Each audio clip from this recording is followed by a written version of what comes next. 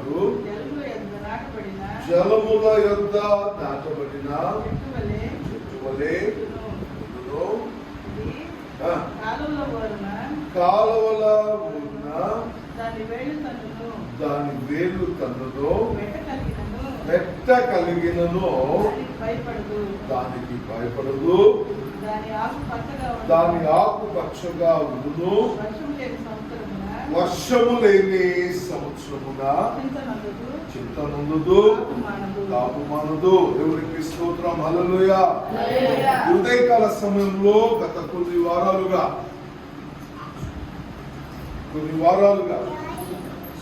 యెహోవాను నమ్ముకున్నవాడు ధన్యుడు.